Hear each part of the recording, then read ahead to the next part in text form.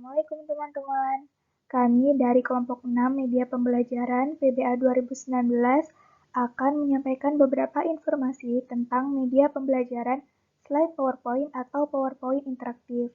Sebelumnya, perkenalkan anggota dari kelompok kami. Yang pertama ada Widiana Zuhrotunisa, yang kedua ada Citra Ayu Setia Pramana, dan yang ketiga ada Ajeng Mayura Kusuma. Nah, untuk pembahasan pertama akan dibahas oleh Saudara Widiana Zuhrotunisa.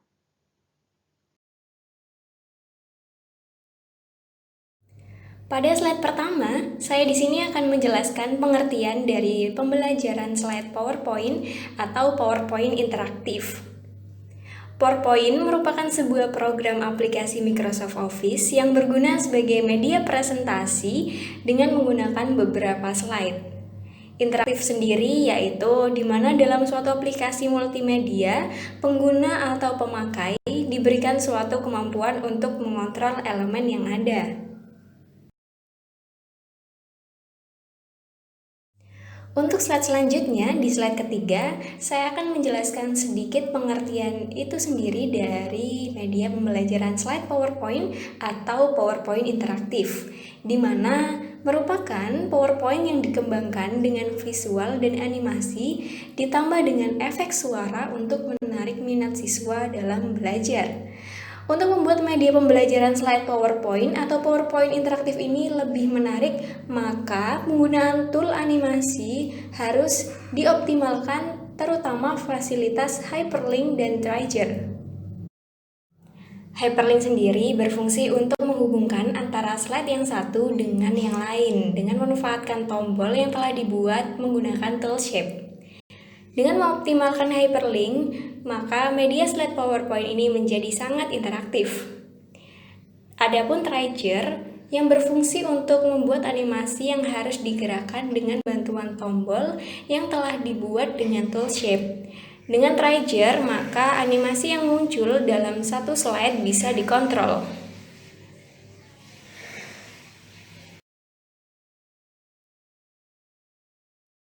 Ya, apa sih tujuan dari pembuatan media pembelajaran PowerPoint interaktif ini?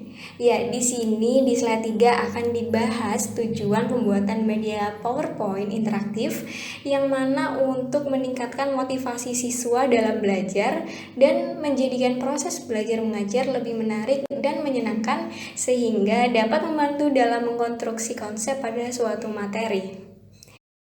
Untuk slide selanjutnya, di slide kelima akan dibahas mengenai jenis atau klasifikasi yang akan disampaikan oleh Saudari Citra Ayu Setia Pramana.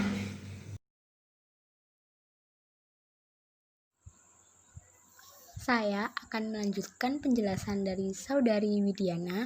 Saya akan menjelaskan tentang jenis atau klasifikasi PowerPoint. Jenis atau klasifikasi PowerPoint dibagi menjadi 4. Yang pertama ada PPT atau PowerPoint Presentation. Yang kedua ada PPTX. Yang ketiga ada PPS atau PowerPoint Show. Yang keempat ada POT yaitu PowerPoint Template. Saya akan menerangkan perbedaan dari keempat jenis PPT tersebut. Yang pertama adalah PPT. Format PPT masih menggunakan Microsoft PowerPoint tahun 2003. Masih berbasis data biner, fleksibilitas masih terbatas, fitur kurang jika dibandingkan dengan PPTX.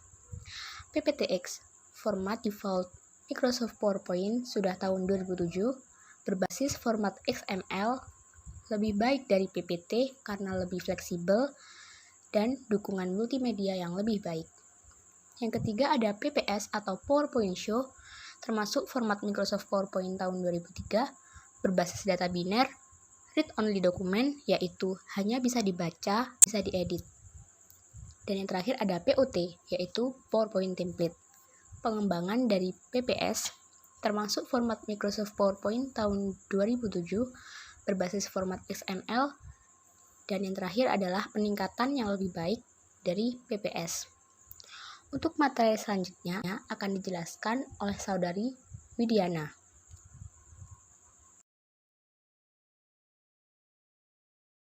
Ya, untuk slide selanjutnya, di sini di slide 6 akan membahas mengenai fungsi tersendiri dari media pembelajaran PowerPoint slide atau PowerPoint interaktif.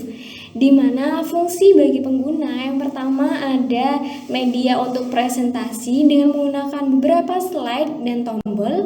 Yang kedua memudahkan untuk membuat dan mengelola atau mengedit slide ataupun file untuk presentasi.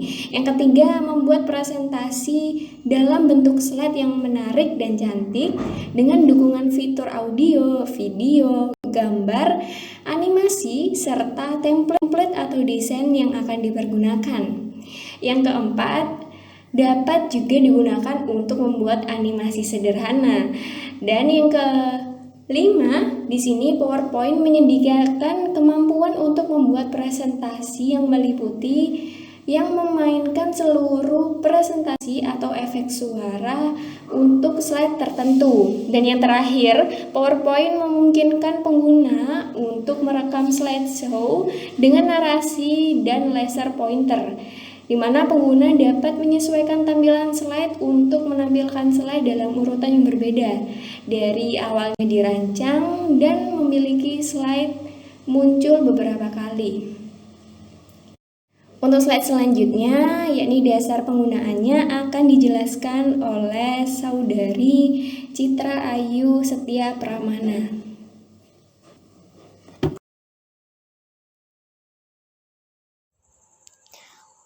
Materi selanjutnya adalah dasar-dasar penggunaan media pembelajaran PowerPoint. Yang pertama adalah mempersiapkan tema, desain, dan skrip terkait materi.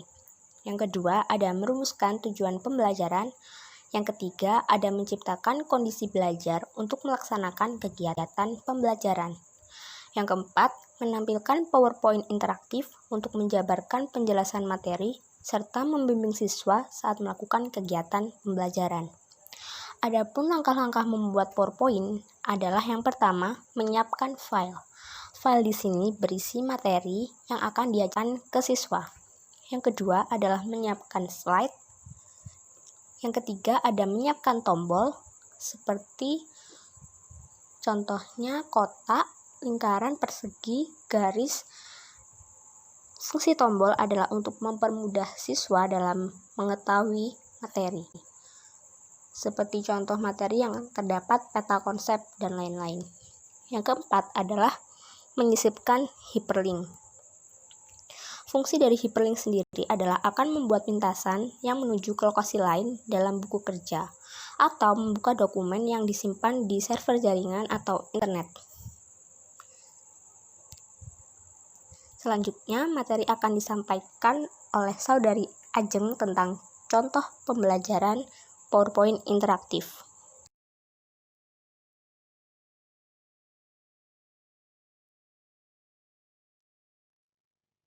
Nah, setelah ini akan ditampilkan beberapa contoh media pembelajaran slide PowerPoint atau PowerPoint interaktif.